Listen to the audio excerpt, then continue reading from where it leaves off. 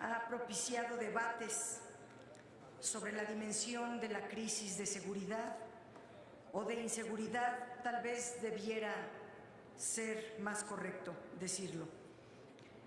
Esta crisis de inseguridad que estamos viviendo, lo mismo ha venido ocurriendo en el espacio legislativo.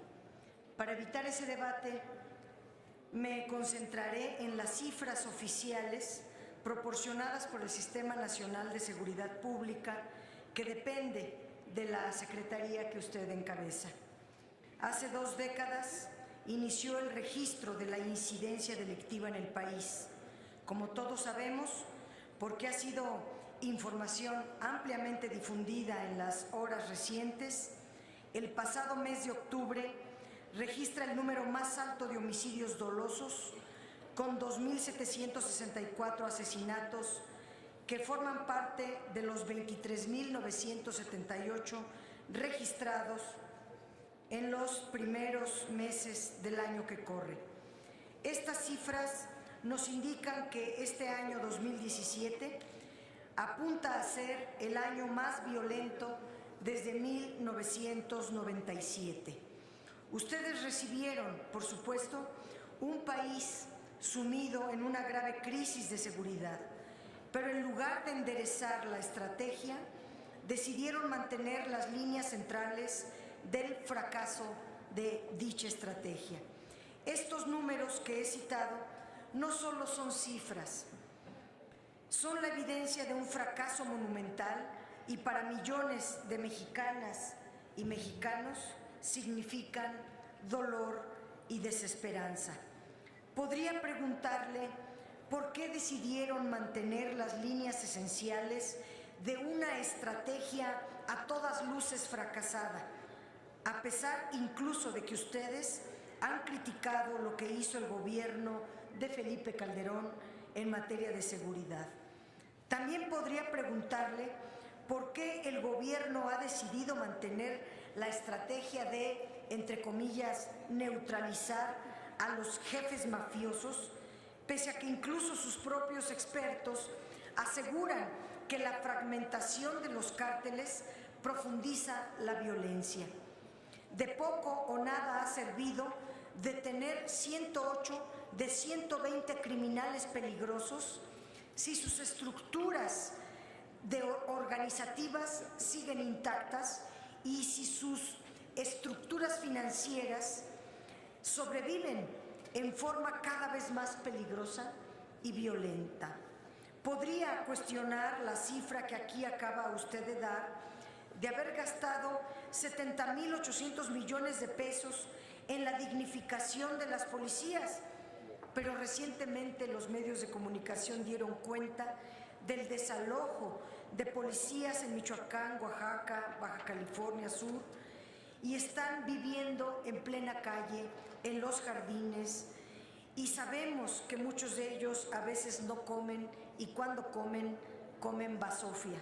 Esa cifra por sí sola no implica entonces la urgente dignificación de las corporaciones policíacas. En más de una ocasión, funcionarios del gobierno federal escurren el bulto con el argumento de que se trata, en homicidios y otros delitos, de asuntos del fuero local. Así podría preguntarle si la situación que vivimos es consecuencia de la incapacidad de los gobernadores. Sin embargo, no quiero ser tomada como alguien que practica el bullying, de modo que dejaré que la pregunta la haga un documento del Congreso de Estados Unidos, que supongo no figura en la lista de los buleadores del gobierno. El pasado 8 de noviembre fue publicado un documento del Capitolio en el que se afirma que la estrategia mexicana contra las mafias del narcotráfico es un fracaso. Su título es mi pregunta: ¿por qué está rebotando? Quizá sería más exacto decir, ¿por qué está repuntando la violencia en México? Usted presume las cifras que el Capitolio critica.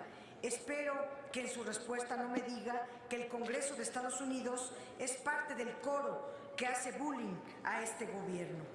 Dice usted en esta comparecencia que con acciones han venido implementando una serie de acciones para atender la emergencia generada por los sismos de septiembre. ¿Desearía usted que pronto se regresara a la normalidad, como si la normalidad agradara a la sociedad que muestra su hartazgo de muy diversa manera? No se requiere regresar a la normalidad, hay que reconstruir el país. Ya van más de 2 meses de la tragedia y no hay claridad de cuál es la estrategia de los gobiernos para atender a los damnificados. Hay una danza de cifras millonaria supuestamente destinadas a los damnificados, pero la solución no llega. Hay censos incompletos o incorrectos donde se dan apoyos provisionales a unos y no a otros. Se dan tarjetas de débito con cantidades menores a las que se anuncian, pero un plan integral no lo conocemos. Es muy lamentable ver que los damnificados no reciban un trato como tales de un gobierno con funcionarios de Estado o de funcionarios sensibles a la tragedia que significa ser damnificados, que significa perderlo todo, sobre todo perder familiares o una vivienda, una casa donde se vivía. Señor secretario, le solicitaría precisar los tiempos y alcances de la reconstrucción necesaria, pues los sismos y los fenómenos meteorológicos que hemos vivido así lo requieren. Sobre los recursos del Fonden y de los asignados en el presupuesto federal, ¿qué coordinación existe con las organizaciones de damnificados, con las organizaciones no gubernamentales, con los gobiernos estatales y municipales? Hay fondos estatales que se manejan sin transparencia y resulta indispensable auditar. Le pregunto, ¿podría señalar usted cuánto han gastado hasta ahora en los damnificados? ¿Podría señalar en qué se ha gastado la ayuda internacional recibida? Usted, aparte, comparte más bien la política de endeudar a los damnificados de la Ciudad de México.